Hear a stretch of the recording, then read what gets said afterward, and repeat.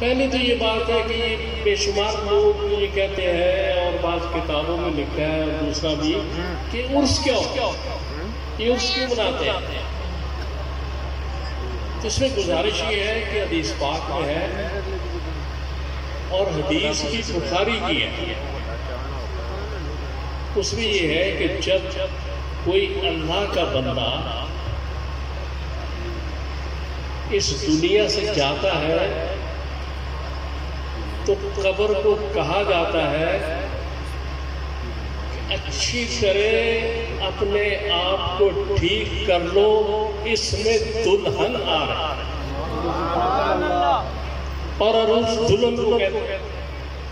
اور جتنے بھی عرس ہوتے ہیں وہ جتنے بھی بزرگان دین ہیں ان کا وفات کا دن ہوتا ہے، پیدائش کا نہیں ہوتا، اس لیے یہ اس کو عرس کہا جاتا ہے۔ اب جو آج کے صاحب عرس ہے میرے سب سے بڑے بھائی حضرت قبلہ پیر سید افضال احمد شاہ صاحب رحمۃ اللہ علیہ، سبحان اللہ، وہ میرے بھائی نہیں تھے، میرے استاد بھی تھے، میں نے بڑی باتیں ان سے سیکھی۔ ایک بڑی خاص بات ہے جو شاید کسی کو علم نہیں، وہ میں آج آپ سے کرنا چاہتا ہوں کہ ہم جو 4 بھائی تھے تو ہم اکٹھے کھانا کھاتے تھے، شادی وغیرہ نہیں ہوئی تھی کسی کے، تو اور پھر اس کے بعد بھی یہ سلسلہ جاری رہا۔ یہ جو میرے بڑے بھائی صاحب تھے حضرت اول صاحب، یہ اگر کسی دن کوئی ہم میں سے ناشتہ نہیں کرتا تھا کسی وجہ سے، کوئی وجہ بھی ہو سکتی تھی، تو یہ بھی ناشتہ نہیں کرتا، حالانکہ بھوک لگی ہوتی تھی انہیں، وہ چھوڑ دیتے تھے کہ جب تک یہ ناشتہ نہیں کرے گا میں بھی نہیں کروں گا۔ یہ بات جو ہے یہ میرا خیال ہے کہ مبارک شاہ صاحب کے تو علم میں ہوگی، یہ باقی شاید نیر شاہ صاحب کے بھی علم میں ہو کہ کوئی آپ میں سے اگر ناشتہ نہیں کرتا تھا تو حضرت اول صاحب ناشتہ نہیں فرماتے تھے۔ کھانا کسی کے لیے چھوڑنا آسان بات ہے، اور اس وقت سے بھوک بھی لگی، اور ناشتہ ایک ایسی چیز ہوتی ہے کہ ساری رات کا آدمی بھوکا ہوتا ہے، وہ چھوڑ دیتے تھے کہ جب تک یہ نہیں کرے گا میں نہیں کروں گا۔ یہ محبت و ایثار کا درس۔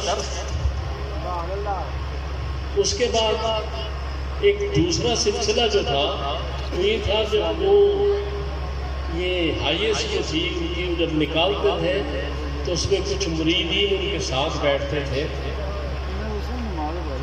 تو وہ ایک اصلاحی پروگرام تھا کہ اس میں جتنے بھی قریبی بہت کلوز ان کے دوست تھے ان کی تربیت فرماتے تھے۔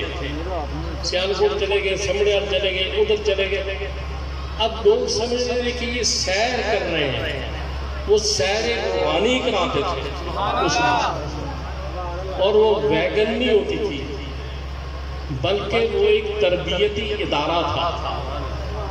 اور پھر اس کے بعد ایک اور خاص بات کہ میں نے انہیں دیکھا سیالکوٹ، سوانا، سمڑیال کسی سٹاپ پہ بھی کچھ غریب لوگ کھڑے ہوتے تھے، وہ خاموشی کے ساتھ ان کی مدد کرتے تھے۔ تو میں یہ بات آپ کو کہتا ہوں کہ میں نے یہ تو سنا تھا کہ پیاسا کنویں کے پاس جاتا ہے، لیکن یہ میں نے اپنے بھائی صاحب کے ساتھ دیکھا کہ کنواں پیاسے کے پاس جاتا ہے۔ کبھی سمڑیال جا رہے ہیں، کبھی ادھر ڈسکے جا رہے ہیں، کبھی کہیں جا رہے ہیں، اور اس پہ لوگوں کے ہاتھوں پہ کچھ رکھا۔ حقوق اللہ زبردست چیز تھی، نماز کے بغیر آدمی مسلمان نہیں. روزہ، حج، زکوٰۃ، یہ ساری چیزیں بڑی اہم ہیں. لیکن میں اگر 5 وقت کی نماز پڑھتا ہوں تو میں کسی پہ احسان نہیں کرتا، نہ اللہ پہ نہ مخلوق پہ. لیکن میں اگر کسی کو کھانا کھلاتا ہوں تو احسان اللہ بھی مانتا ہے. لہٰذا اس لیے وہ جب جاتے تھے اس ویگن میں، ایک تو اپنے مریدین کی تربیت کرتے تھے، ایک وہ یہ چیزیں تقسیم کرتے تھے تاکہ انہیں بھی آگے اس کی عادت ہو جائے، وہ بھی اس سے سیکھ لیں. بظاہر ایک سیر تھی لیکن ویسے ہی ایک کمال تھا. تو اس لیے ان کی باتیں بے شمار باتیں ہیں. اور جب میں چھوٹا ہوتا تھا، بہت چھوٹا تھا، 5-6 سال کا، 4 سال کا ہوتا تھا، تو میں اور اول صاحب یعنی ان کے والد صاحب ہم ایک چارپائی پہ سویا کرتے تھے. اور نیر شاہ صاحب کے والد صاحب زون صاحب اور سون صاحب کے ایک چارپائی پہ سویا. آہستہ آہستہ بڑے ہو گئے، پھر چارپائیاں بھی تبدیل ہو گئی. تو میں نے جو انہیں دیکھا، ایک اور جو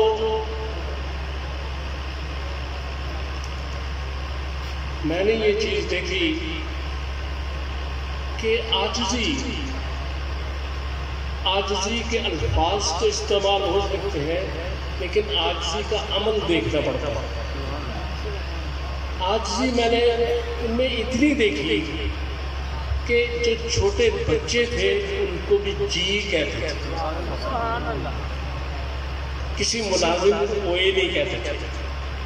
اخلاقیات، معاملات، معاشرت، یہ دین کا 75% حصہ ہے. 75% عبادات سے 25% حصہ ہے. اور اس پر جو انہوں نے عمل کیا، اس پر جو انہوں نے کام کیا، اس کے بعد اور ان کے ساتھ بھی بھائی اقبال شاہ صاحب بھی اسی پہ گامزن رہے، بھائی افتخار شاہ صاحب بھی اسی پہ گامزن رہے. اللہ تعالیٰ مجھے بھی اس کی توفیق عطا فرمائے. کہ بات اصل میں جو سوچنے کی، سمجھنے کی یہ ہے کہ بڑا مشکل ہوتا ہے کہ بڑا چھوٹے کو سلام کرے. بہت مشکل ہوتا ہے، اس میں پتا مارنا پڑتا ہے، اس میں کبر کو ختم کرنا پڑتا ہے. رسول کی حدیث پاک میں ہے کہ جو پہلے سلام کرے وہ کبر سے بری. اور حضور صلی اللہ علیہ وسلم فرماتے ہیں جو پہلے سلام کرے وہ اللہ سے سب سے زیادہ نزدیک ہے. ہم یہ کوشش کرتے ہیں کہ دوسرا ہمیں سلام کرے، ان کی کوشش ہوتی ہے کہ میں پہلے سلام کروں. تو اس کو ولایت کہیں گے. اور ولایت کیا ہوتی ہے؟ اور ولایت کس چیز کا نام ہے؟ ولایت اس چیز کا نام ہے کہ آپ اللہ کی مخلوق کے ساتھ کتنا پیار کرتے ہیں، اللہ کی مخلوق کی مشکلات کو کتنا حل کرتے ہیں، اللہ کی مخلوق کو جہاں آپ کی ضرورت ہے وہاں آپ ان کا ساتھ دیتے ہیں یا نہیں دیتے. حدیث پاک میں حکم ہے کہ جب آپ نماز کے لیے کھڑے ہوں تو کندھے سے کندھا ملائیں. تو ہم سمجھ رہے ہیں، ہم یہ سمجھ رہے ہیں کہ کندھے سے کندھا ملانا کافی نماز میں. بھائی نماز میں کندھے سے کندھا ملانا اور بات ہے. یہ بات یہ کی جا رہی ہے کہ جہاں بھی یہ بھائی تمہارا ملے اس کے شانہ بشانہ کھڑے ہو جانا، اس کے ساتھ کھڑے ہو جانا، مصیبت میں بھی اس کے ساتھ کندھا ملانا. صرف نماز میں نہیں، نماز کے بعد بھی حکم تو یہ دیا جا رہا ہے. ہم مسجد میں ہی گٹے نال گٹا تے موڑے نال موڑا ملا کے پھارے ہو جانے.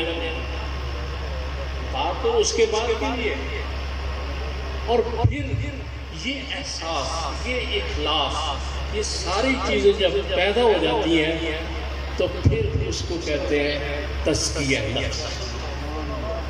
تو میں نے جو سورہ توبہ کی آیت نمبر 62 کی بات کی تھی کہ دو کی بات ہو رہی ہے اللہ رسول کو راضی کرنے کی۔ صیغہ مفرد ہے، صیغہ جمع کا نہیں ہے، صیغہ جمع کو ہونا چاہیے، ردو ہو نہیں ہونا چاہیے، ردو ہو نہیں ہونا چاہیے، ردو ہما ہونا چاہیے۔ لیکن ردو ہو کے یہ کہہ دیا گیا کہ میں اور رسول دو ضرور ہے لیکن ہماری مرضی ایک ہے۔ اگر اللہ کی بات مان لو گے تو رسول راضی ہو جائے گا، رسول کی بات مان لو گے تو اللہ راضی ہو جائے گا۔ اور اگر کوئی شخص اللہ سے محبت کرے گا تو لازماً اس کے دل کے اندر عشق رسول پیدا ہے، اور جس کے اندر عشق رسول ہوگا لازماً اللہ کی محبت اس کے اندر پیدا ہوگا۔ اس لیے بات یہ ہے کہ اصل بات کو سمجھیں۔ اصل بات یہی ہے کہ گزارش آپ سے کی جا رہی ہے، آپ یہاں تشریف آئے ہیں، وہ یہ ہے کہ اپنے آپ کو رسول اللہ صلی اللہ علیہ وسلم کی تعلیمات کے مطابق، اللہ کی تعلیمات کے مطابق، بزرگان دین کی تعلیمات کے مطابق ہمیں وہ وقت، وہ زندگی گزارنے کی کوشش کرنی چاہیے۔